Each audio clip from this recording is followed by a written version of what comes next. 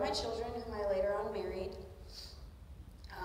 At 17, I was introduced the very first time to losing him. He was incarcerated, and my family and I began to separate completely. I moved away, moved with him, around his family.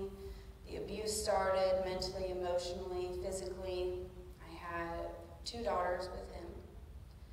He continued to be in and out of incarceration, and each of those times, the struggle became worse for me.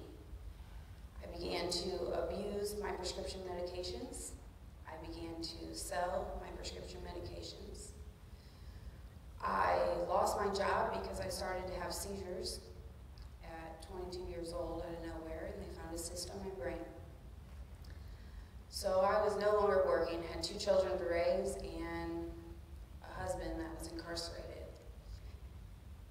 When he finally got out again after that time, all those promises were there of him making things right, making things better, and it was the worst that it had ever been. I no longer could go out into public. I no longer could go around my friends. I no longer could go around my family because I physically wasn't put together correctly. My children started to see the abuse. They started to understand that things were wrong. At the same time, I wasn't strong enough to walk away. We moved back towards my family, and he was arrested. And I knew at this point he was going to be gone for a very long time. Within 24 hours of him being arrested, I was arrested for my first time. And from that point on, my life completely spiraled out of control. I was in and out of jails. I struggled with addiction. Ended up moving away to Arizona to try to make things work or better. I came back because I couldn't get it together there either. And within 3 days of me being back in the state of Indiana, I lost custody of my children. At that time, they were 5 and 3. And my mother took them, which left me, they were very stable. I'm very grateful for that, but that left me with nowhere to go. So I was living on the streets, living with whoever I could, trying to get myself better, trying to get everything done that I was supposed to be doing to be able to be in their lives, and I continued to fail. I continued to not know where to turn. I didn't have the support system. I didn't have it, and I didn't know where to go to get it. I was in a very serious car accident in September of 2013, and at the scene, I was pronounced dead. I woke up later on in the hospital, and from that moment on, my life had changed. And I cannot stand here and even pretend like I can tell you what happened during that time, but I know that when I woke up, everything was different. For the next 4 months, I continued to try to make myself better. I worked on myself. I attended Bible studies. I attended church. I figured out what was missing. I found that missing link, and I was able to start moving forward. When I came back home, though, I went to a facility around here, and I ended up relapsing with my roommate. And again, I was back struggling, but this time it was completely different because I knew how much more was out there for me, but at the same time, I just couldn't figure out how to get it right. I had overdosed quite a few times, and I gave up. I gave up hope. I gave up any reality that I had left within myself. I was in the hospital, and I remember the day that I hit my knees, and I began to pray and just ask for it to be over.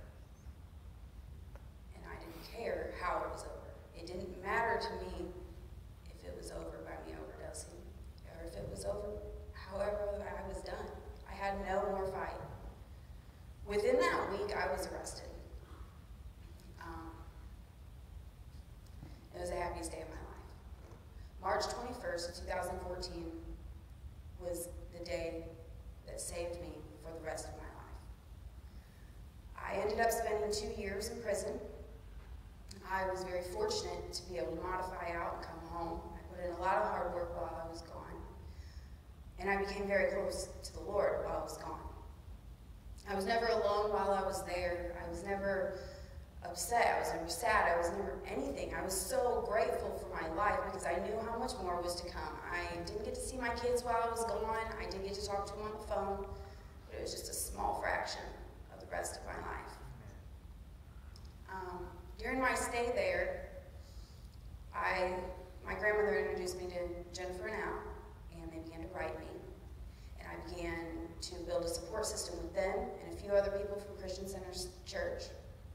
By the time I was released, I had built up and mended a lot of relationships with my family, my kids, and positive influences in my life. I was released February 4th of this year.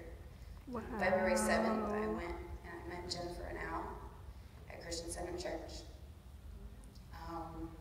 Since then, my entire life has changed. Since I have been released, God has done amazing things in my life that I never, ever imaginable. I never thought it would be possible. I still, on a daily basis, when I wake up, I still do not believe half of what's going on in my life. I work in the food pantry. I attend the Daughters of Naomi group. I have been living with my children since the day I got released.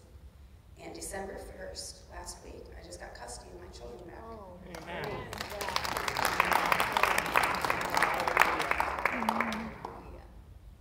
You know, I had a whole different thing that I was going to say here tonight, but I was sitting over there. I got really, really hot. And I know that the Holy Spirit's here tonight. He definitely just worked through me completely.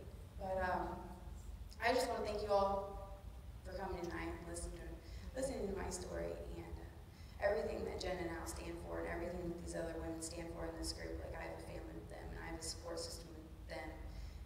And without them, a lot of other things are so much harder, and they continually help me through my daily life.